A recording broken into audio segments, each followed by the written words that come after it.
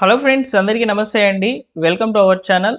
అన్నదాత సుఖీభవ పథకానికి సంబంధించినటువంటి మూడో విడత, పీఎం కిసాన్‌కి సంబంధించిన 22వ విడత మీ ఖాతాలకు ఎలాంటి ఇబ్బందులు లేకుండా పడాలంటే ఖచ్చితంగా ఈ యొక్క రూల్స్ అనేటివి ఫాలో చేయాలని చెప్పి కేంద్ర, రాష్ట్ర ప్రభుత్వాలు అయితే చెప్తున్నాయి. ఆ రూల్స్ ఏంటనేటివి ఈ వీడియోలో అయితే మీకు చెప్తాను. వీడియోని పూర్తిగా చూడండి. అలానే ఫ్రెండ్స్, మనకు ముఖ్యంగా ప్రస్తుతానికి ఉన్నటువంటి సమాచారం ప్రకారము కౌలు రైతులకు ఎవరైతే ఉన్నారో కౌలు చేసుకునేటువంటి రైతులకు కూడా ఈసారి అన్నదాత సుఖీభావ పథకానికి సంబంధించిన నిధులనేటివి ఖాతాల్లోకి అయితే జమ అయితే కావు అన్నమాట. సొంత భూమి కలిగినటువంటి రైతులకు మాత్రమే పీఎం కిసాన్ మరియు అన్నదాత సుఖీభావ పథకానికి సంబంధించినటువంటి నిధులనేటివి విడుదలైతే కాబోతున్నాయి. అయితే ఈసారి కూడా ఇక్కడ మనం చూసుకున్నట్లయితే అన్నదాత సుఖీభావ పథకానికి సంబంధించినటువంటి మూడో విడత 4,000 రూపాయలు, అదేవిధంగా ఈ యొక్క పీఎం కిసాన్కి సంబంధించి 2,000 రూపాయలు మాత్రమే రైతుల యొక్క ఖాతాల్లోకి అయితే జమ అవుతాయి. ఈ జమ అయ్యేటువంటి డబ్బులు ఏవైతే ఉన్నాయో అవి మీ ఖాతాలకు చేరాలంటే ఈ రూల్స్ అనేటివి ఫాలో చేయాలని చెప్పి ప్రభుత్వం అయితే చెప్తుందన్నమాట. ఆ రూల్స్ ఏంటి అనే విషయాలను ఫస్ట్ ఆఫ్ ఆల్ తెలుసుకుందాము. సో ముఖ్యంగా రైతులకు సంబంధించి ఈ యొక్క అన్నదాత సుఖీభవ కానివ్వండి, పీఎం కిసాన్‌కి సంబంధించి కానివ్వండి, అదేవిధంగా పంటల బీమా కానివ్వండి, సో ఈ యొక్క రైతులకు వచ్చేటువంటి ప్రతి పథకానికి సంబంధించిన నిధులు మీ ఖాతాలకు పడాలంటే ప్రస్తుతానికి కేంద్రం యొక్క లెక్కల ప్రకారము ఖచ్చితంగా ఫార్మర్ రిజిస్ట్రేషన్ ఐడి అనేది చేసుకొని ఉండాలని చెప్పి రైతులకు ఒక ఇన్ఫర్మేషన్ అనేది పంపించడం జరిగింది. సో గతంలో కూడా ఈ యొక్క అగ్రిస్టాక్ అనే వెబ్సైట్ ద్వారా ఈ యొక్క రిజిస్ట్రేషన్స్ అనేవి కంప్లీట్ చేసి 11 అంకెలు ఉండేటువంటి ఒక ఐడిని అయితే రైతులకైతే అందించారనమాట. అయితే ఈ ఐడి అనేది ఆల్మోస్ట్ ఒక 70% వరకు ఆంధ్రప్రదేశ్లో ఐడి అయితే తెచ్చుకొని ఉన్నారు రైతులు. రిమైనింగ్ 30% ఎవరైతే ఉన్నారో రైతులు ఖచ్చితంగా ఐడి అనేది క్రియేట్ చేసుకోవాలి. సో సొంతంగా ఫార్మర్ లాగిన్ ద్వారా అగ్రిస్టాక్‌లోకి వెళ్ళి ఏపీ అగ్రిస్టాక్ యొక్క వెబ్సైట్ నుంచి అయితే మనం అప్లై చేసుకోవచ్చు. ఐడి అనేది పొందవచ్చు. కాకపోతే కొంచెం చాలా స్టెప్స్ అనేటివి ఉన్నాయన్నమాట. సో ఈ యొక్క స్టెప్స్ కూడా ఇక్కడ మనం చూస్తున్నాము. సో ఇక్కడ మనం స్క్రీన్ మీద అయితే ప్రొసీడ్ అయితే ఇక్కడ మన యొక్క ఆధార్ నెంబర్ అంటే రైతు యొక్క ఆధార్ నెంబర్ ప్రొసీడింగ్ చేసి సబ్మిట్ చేసి వెళ్ళినట్లయితే ఓటీపీలు వస్తున్నాయి. అదేవిధంగా ఇక్కడ మనము ఈ యొక్క ఆధార్ లింక్ అయినటువంటి మొబైల్ నెంబర్కి ఓటీపీలు సబ్మిట్ చేసుకున్న తర్వాత ఈ యొక్క పట్టాదార్ పాస్బుక్ లింక్ చేసుకోవాలి ఈ యొక్క వెబ్సైట్లోకి. సో ఇలా చాలా ప్రాసెస్ అనేది ఉందన్నమాట.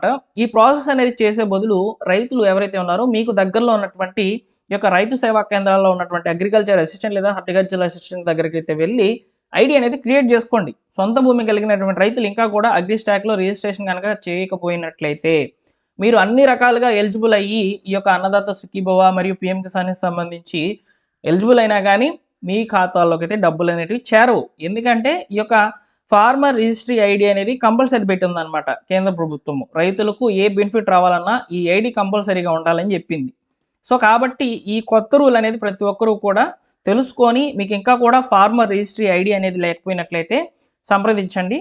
మీ యొక్క అగ్రికల్చర్ అసిస్టెంట్ లేదా హార్టికల్చర్ అసిస్టెంట్ ఉంటారనమాట. వారి దగ్గరికి వెళ్ళి ఐడి అనేది క్రియేట్ చేసుకోండి. చాలా సింపుల్‌గా అయితే అయిపోతుందనమాట ఐడి అనేది. కేవలం ఒక 15 మినిట్స్‌లో కంప్లీట్ అయిపోతుందండి. మీకు ఓటీపీలు ఇవన్నీ కూడా వస్తాయి. ఓకేనా? అయితే ఇక్కడ రైతులు ఇవ్వాల్సినటువంటి డాక్యుమెంట్స్ ఏంటి అంటే సో ఆధార్ కార్డు, పొలం పాస్‌బుక్ జిరాక్స్, ఆధార్ లింక్ అయినటువంటి మొబైల్ నెంబర్ ఇవి కంపల్సరీగా ఉంటేనే సో మీకు త్వరగా అయితే ఈ యొక్క ఐడి అనేది క్రియేట్ అయ్యి రావడం జరుగుతుందనమాట. అలానే ఫ్రెండ్స్, ముఖ్యంగా ఈ యొక్క అన్నదాత సుఖీభవ పథకానికి సంబంధించి అదేవిధంగా పీఎం కిసాన్‌కి సంబంధించి రిలీజ్ డేట్ అనేది ఇంకా కన్ఫర్మ్ కాలేదు. సో రిలీజ్ డేట్ అనేది ఒక్కొక్క రకాలుగా వస్తున్నాయి వార్తలు. ఒకటి వచ్చేసి 22వ తేదీ అంటున్నారు. కొంతమంది ఫిబ్రవరి నెలాఖరులో అంటున్నారు. కొంతమంది వచ్చేసి మార్చి మొదటి వారంలో ఉంటుందని చెప్పి అంటున్నారనమాట. మార్చ్‌లో అయితే ఉంటుందని నేనైతే నమ్ముతున్నాను. సో ఇంకా కూడా అఫీషియల్‌గా డేట్ అనేది రాలేదు కాబట్టి దాని గురించి మనం చెప్పుకోకూడదు. సో మార్చ్‌లో అయితే ఈ యొక్క రైతులకు అన్నదాత సుఖీభవ పథకానికి సంబంధించినటువంటి మూడో విడత, పీఎం కిసాన్‌కి సంబంధించినటువంటి 22వ విడత ఖాతాలకు చేరే అవకాశాలు అయితే ఉన్నాయి. అయితే ఇక్కడ కొంతమంది రైతులకు ఈ యొక్క డబ్బులు విడుదల చేసినప్పుడు అన్నదాత సుఖీభవ పడుతుంది, పీఎం కిసాన్ పడటం లేదు. పీఎం కిసాన్ పడుతుంది, అన్నదాత సుఖీభవ పడుతుంది. సో ఇలా రైతులకైతే కొన్ని ఉన్నాయన్నమాట ప్రాబ్లమ్స్. అవి ఏంటి అనేది మనం ఫస్ట్ ఆఫ్ ఆల్ చూసుకుందాం.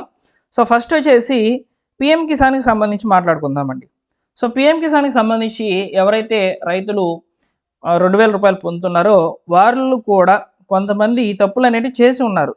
అవి ఏంటి అనేది చూసుకున్నట్లయితే ఇలాంటి సందర్భాల్లో మీ ఖాతాల్లోకి అయితే డబ్బులు అనేటివి చేరవని చెప్పి ప్రభుత్వం చెప్తుందన్నమాట.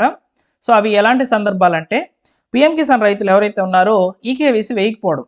సో మనకు ప్రతి విడతకు సంబంధించినటువంటి డబ్బులు మన ఖాతాలకు చేరాలంటే ఈకేవైసీ కంపల్సరీ.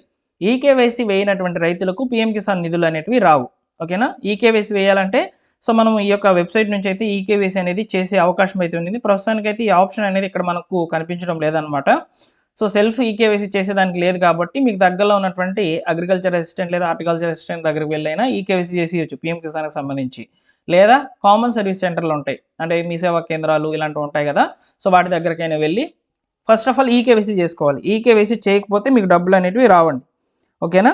సో నెక్స్ట్ వచ్చేసి రైతు ఆధార్కి పట్టాదార్ పాస్బుక్ అనేది లింక్ లేకపోవడం వల్ల కూడా డబ్బులు అనేవి రావని చెప్తుంది. సో రైతు యొక్క ఆధార్ కార్డు ఉంటుంది కదా, సో దానికి పట్టాదార్ పాస్బుక్ లింక్ చేసుకోకుండా ఉన్నట్లయితే కూడా పీఎం కిసాన్ డబ్బులు అనేవి రావని చెప్తుంది అనమాట.